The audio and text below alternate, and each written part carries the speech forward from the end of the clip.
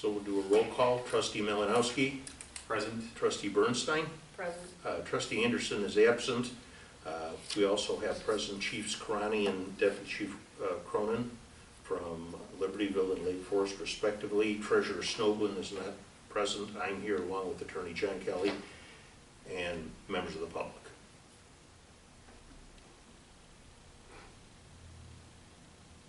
Good. All right. Pledge allegiance. I pledge allegiance to the flag of the United States of America and to the republic for which it stands, one nation, under God, indivisible, with liberty and justice for all. Okay. Consideration of minutes from the special meeting, May 20th, 2019. Give a chance to look them over, Amy. Today. Come over now. You good? I'm good. Any changes? No. I think it looks good. All right, Brian, what is my So your correct verbiage? Your motion would be to approve the minutes of the special meeting of the Rockland Fire Protection District Board of Trustees for May 20th, 2019, as presented. I'd like to make that motion. Second. Motion by Trustee Malinowski, seconded by Trustee Bernstein. We can do a voice vote. All in favor? Aye. Aye. It's not hard. 2 in favor, no, 0 no, 0 abstain, abstained, and 1 absent. Trustee Anderson is absent. Correct. Chief's reports. You have a copy in front of you. Mm-hmm. Typical average month of 14 calls there, 11 of which were EMS, 2 false alarms and 1 hazardous no fire. And I apologize, I don't have more information on that one. I'm guessing probably a CO alarm was what it was, but I will have to look into that. Same with us, it's calls today, we had 6 rescue calls, 1 hazardous condition was a CO call. Nothing eventful to really report. Okay. Thank you for the additional info. Chief Ryan.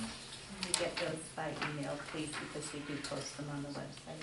Okay. Response reports. Yeah, you just gave us hard copies, right? We don't have digital copies of those? These reports? I didn't send it digitally. Okay. Yeah, if you could, you can post them. All right. Anything else? Thank you. No, Brian, need your help with the correct verbiage with this one, public Okay. comment. Yeah, here, just you know, all you do is declare public comment open, and the Open Meetings Act provides that members of the public have the opportunity to address the board, subject to rules promulgated by the board, and we talked a little bit about that right now. Your rules say you'll take comments, you won't answer questions, won't respond, and make a comment up to 3 minutes. As I mentioned before, if the board is inclined to want to perhaps amending those rules, you certainly may do that. Just let me know and we'll put it on the agenda. Let me know what you want and I can prepare. We adopted them by resolution, so if we amend it, we'd have to amend it by resolution too. But you just declare it open and ask for a little comment and we'll see if anybody has anything to say. Okay. Well, I'd like to declare public comment open. Would anyone like to address the board? You would? No? All right. Hearing none, you close public comment and move on. Thank you. All right. Guess who's next? You are. It's easy.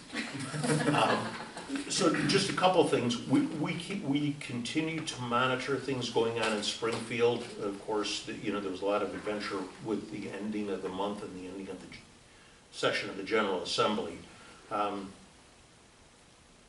If I say there was a number of bills that were pending, none of them really impacting the district anymore. The secondary employment bill that had all the fire departments excited was dramatically altered with an amendment, and that seemed to mollify many of the concerns, so that's hanging out there. The pension reform bills didn't pass, the PTEL bills didn't pass, so there's a whole bunch of stuff that didn't proceed. Of course, what we'll do now is we'll wait to see what actually is signed into law by the governor. This will continue from now until probably August, and then in November we'll have the veto session, but I mean, I've got nothing else. But the second thing, we have I think we talked about it at the May 20th meeting, the Illinois Association of Fire Protection Districts Conference in Peoria, and later in June, the 27th, 28th, and 29th of June. We have two conferences in the year. There's one in the last week in January. That's in Oak Brook Terrace. That's a little closer. That's the Northern Illinois Alliance of Fire Districts. It's a little more convenient because it's closer. Same quality material as the one in Peoria in June. Peoria's a little further, but it's same quality material. I mean, I know I'm going to be up there. I'm going to be down there. I think John's going to be down there. There's a whole bunch of us that are going to be presenting. But being new, you know, something that would be very good to go to if you could go to it. There are specifically 3 4-hour classes for new trustees, and it's very much like drinking from a fire hose. I mean, you just get overwhelmed with information. But it's all, at least you'll have heard it once, you know, so it'll make sense. And they have, you know, books down there that you can get that you can refer to, and of course you always have John and me. You can always ask. But if you can't make it to the IFPD conference in June, then I think in the back of my mind I'd keep open that last weekend in January to Yeah, Oak Brook Terrace. I was looking at the schedule for the one in June, trying to make it work with, you know, taking time off from my full-time job. So Sure. It's on my radar. Just Well, gotta try to make it work. And that's the problem we have with all the trustees trying to get down to the training. It's good to go to the training, so you know. I mean, you've got us, but so you know the answers. But that's the two things: Springfield and the conferences for the training. That's the two things. John, is there anything you wanted to add? Yeah, the only thing I was going to say was I want to reassure the board. First of all, thank the board for giving us allowing us to serve the district over the past many years and keeping us on here. I want to assure the board that while there is some transition in the works in terms of Brian's future and having another attorney assigned, we've got an attorney picked out. He's actually been here, I think, before a couple of times, and we'll try to get him to a meeting before Brian retires. But ultimately, I want both you and Trustee Bernstein and Trustee Anderson to know that my name's on the wall, and ultimately the response lies with me. So, and we try to do this. We represent well over 100, probably close to 120 fire departments and fire protection districts now, and we try to assign one of the shareholders to each and every district so that while you may see associate attorneys or partners, ultimately one of us is responsible. And so I want to, just make that offer to you that if you need something from us and Brian's not available, or Jim Morrigo, the attorney that's coming in, please call me. Please email me or call me. You've got my information. And I may be here too. I may be coming to meetings if something's not going to work out with Brian's schedule or Jim's schedule going forward, then I may be here because I do know, I had the pleasure of working with Ed a while ago. I worked through the last administration, and now I'm ready and willing, able to work for all you. Perfect. Appreciate that. Bill, you good here? That's it. So now it's the treasurer's report. Treasurer's report. A whole nice big stack of paper. Do you know what we do here? I think we'll read off the numbers. Yeah, principally what we'll do is to start at this treasurer's report. That should be the very first page in the Do you packet. even have an order for me? You have an order.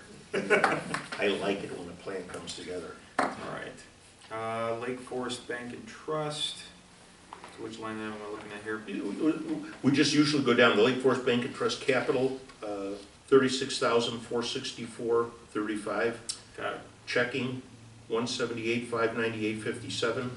The reserve, $274,387.14, for a total of $489,450.06. And that's our assets.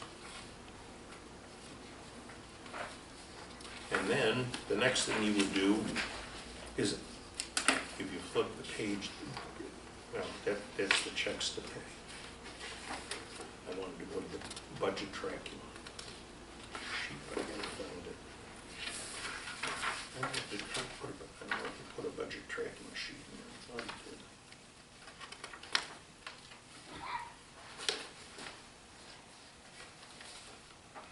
I don't see a budget tracking sheet. Maybe that's something we defer the budget tracking sheet to when Carl gets here, because I don't see it. I see the bills to pay, which is the next item, Yeah. but I don't see the budget tracking sheet, Let's see, reconciliation. so.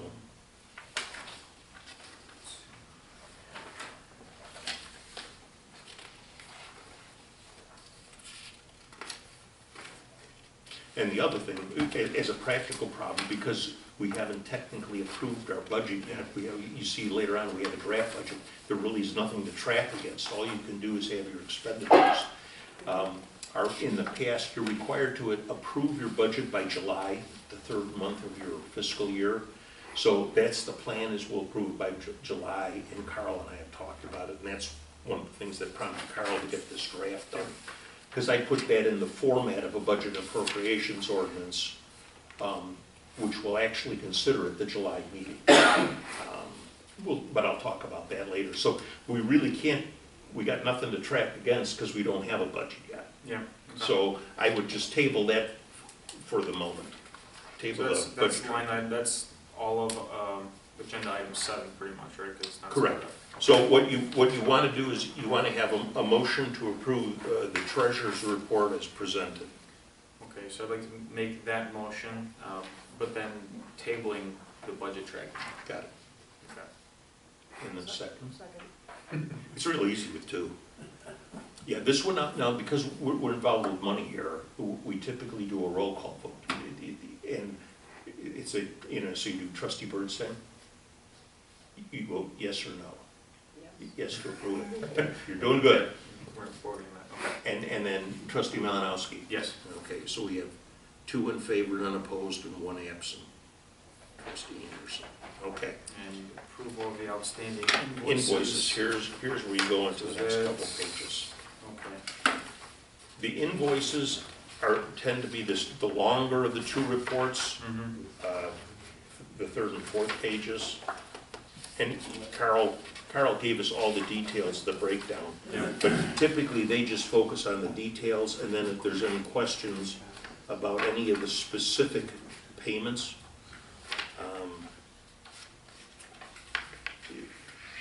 and usually big ticket items, but if there's something strange, I mean, North Shore Gas, well, you would probably guess what that is. But when you see the city of Lake Forest, well, that's probably our payment, per the service contract, so you've got to do that. Lake Forest Bank and Trust, the $7,500, I know that's your mortgage. And some of the, I don't know what a sort, I don't know what a sort house is. That's a body shop. Okay. And memo there kind of helps. Got it. So, and this is something really, I mean, I'm not the guy, Carl would be the guy to help answer the question, but. All this is pretty much self-explanatory. At least on this current list for checks to approve. Right. So if that's the case, and, subject to any questions you might have, what you've got are,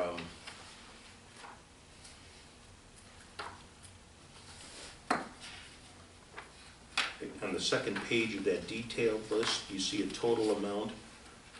It appears the ending, the balance on payments is $136,813.33. Do you see that? And I think that includes all the junk up above it.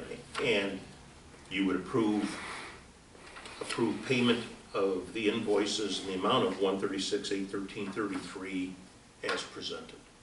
So moved. There you go. Second. Well, you guys are catching on here. When everything's spelled out like this, it's kind of easy. Well, and that's, what you're inheriting here is work that, Carl, frankly, Yeah. Carl had done, Yeah. and the prior owners had done forever, so it makes it easy, so. Motion by trustee Malinowski, second by Bernstein. Roll call vote on this one too, so trustee Bernstein, Yes. trustee Malinowski. Yes. I would say it's a hard one to guess. Okay. Next item on the list. Initial draft fiscal year 1920 budget and appropriations ordinance. Carl sent this out. I added in the estimated revenues, because the budget and appropriations ordinance is supposed to have an estimate of what the revenues are. Well, what I did is I put it not only what the estimated revenue was, but the source where I got that information. So Carl, tell Carl out. He'll have this. You know, the unaudited estimate based on the amended budget we passed, the property taxes for corporate ambulance and tort, which is the extensions right from the county, so that's probably pretty fairly accurate. Personal property replacement tax and foreign fire insurance tax are estimates based on state sources, but they're estimates, and that's all they're required to be. The North Chicago tax rebate, put that as a 0 because I don't think, because we don't offer that service to them anymore. I don't know if they pay us or not anymore, and I wasn't sure.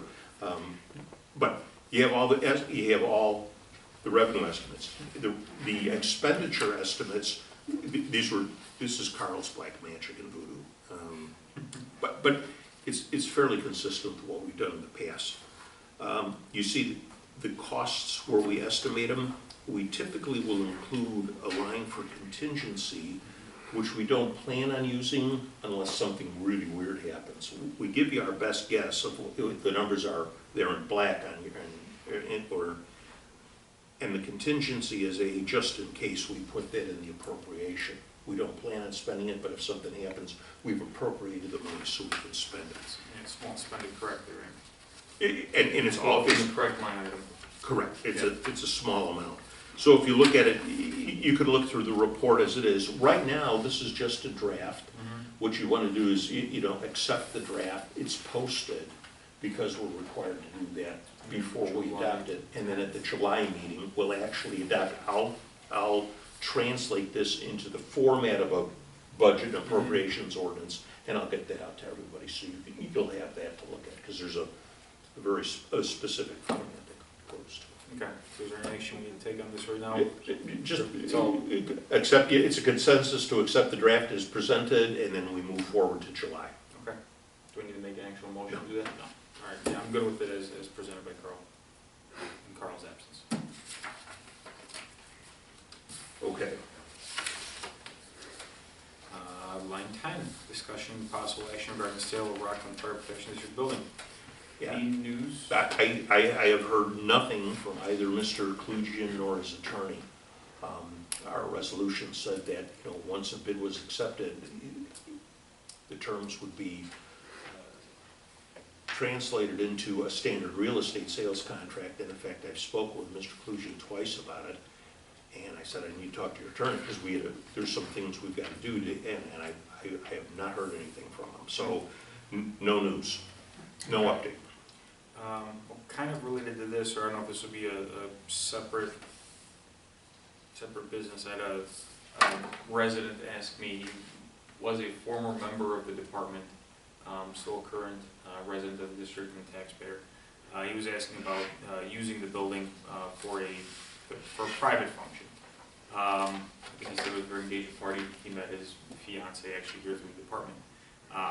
Obviously, I didn't provide him an answer. I told him I'd bring it up to the board. He was supposed to be here today, but I think he mentioned he's looking at other venues today.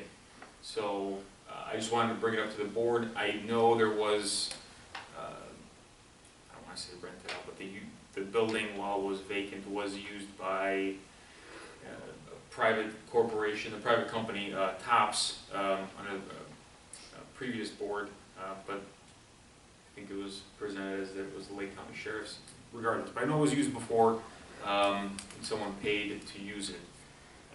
This, I don't know. It was brought up to me. I said I'd bring it up here. I don't know what.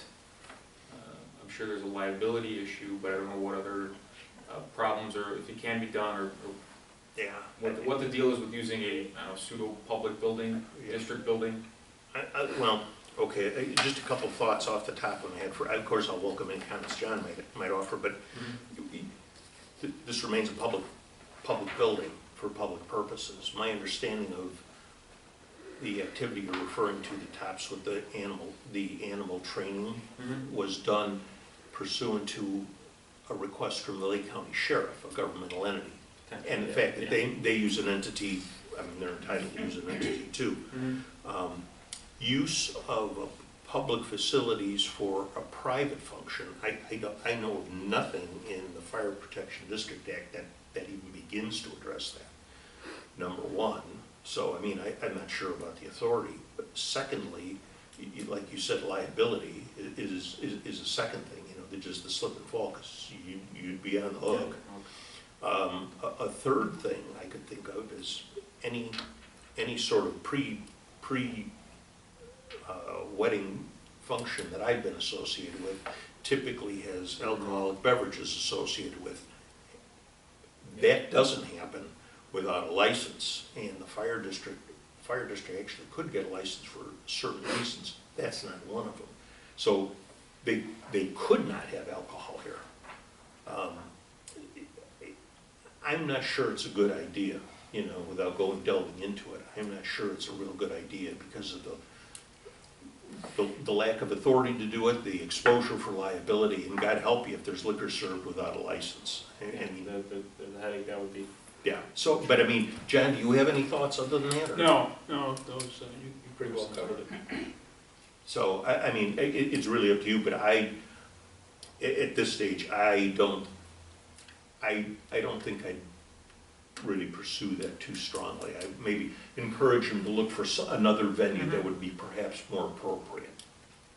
May I speak to historical precedent here? Some of us probably remember, probably a couple years ago now, when there was a child's birthday party here that created kind of an uproar.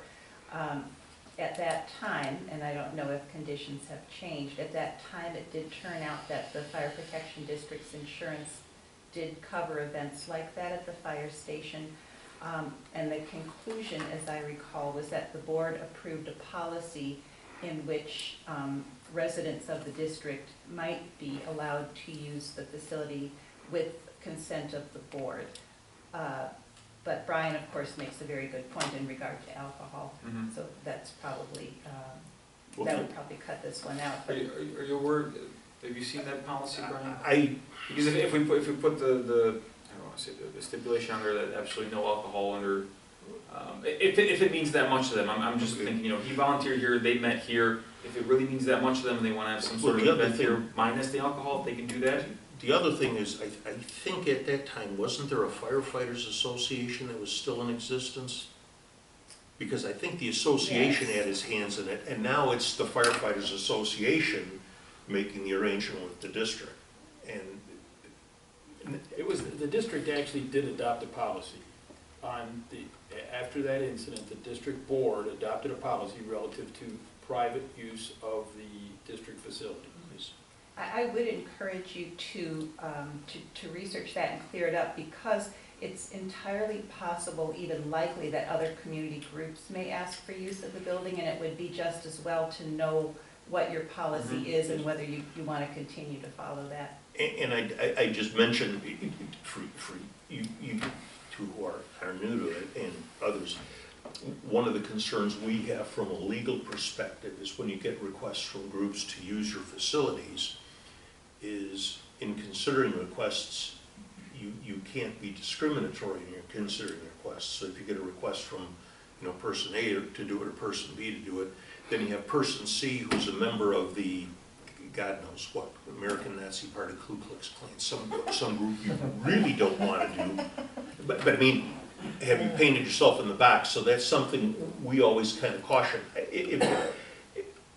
I agree with John. I seem to remember some sort of policy after that incident, but I don't remember the details. Yeah, it would be at the board's discretion, so I don't think that precedent was a big issue. It's not like you're allowing one political party and therefore have to allow the other political party. Any event that came to you, as I recall with that policy, you would have the authority to approve or deny for any reason whatsoever.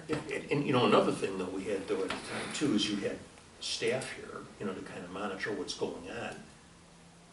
Who's going to monitor the district's property to make sure that something doesn't happen? You know, because if you have firefighters on shift you know, because they would have had to been on shift. Yeah. You know, to respond, that's one thing. Here, if we don't have firefighter, we have 3 trustees and treasurer now, you know.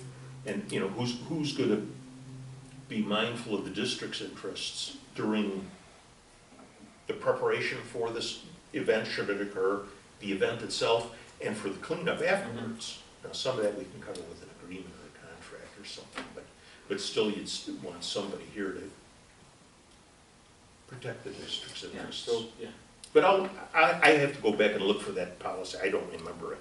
okay. I know we've got it.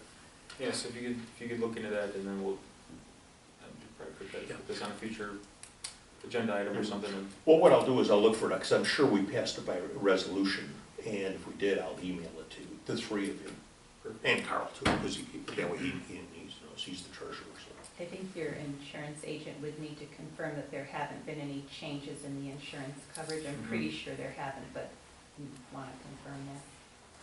And that I don't know. it's okay. I can get that info and follow up with them. Yeah, if you could let me know about that, Brian. Sure. I don't wanna just tell them flat out no. Yeah, But, right, it just, like I said, there's but some if- yeah, concerns, if- but. If there's a policy there, we can put some stipulations in, we can continue it. I mean, obviously, if that policy wasn't there and, you know, legally we couldn't, then, yeah. Well, the alcohol, Well, that's yeah, easy. That's easy. That's There's- Liquor there's- Control there's- Act, so. Yeah, that's a firm line. Okay. That's all I got. Do you have anything you want to tell me? Anything? Good? Good. No? All right. Well, what do we got? I'd like to call the meeting, or adjourn, I'd like to make a motion to adjourn the meeting at 6:27. Second.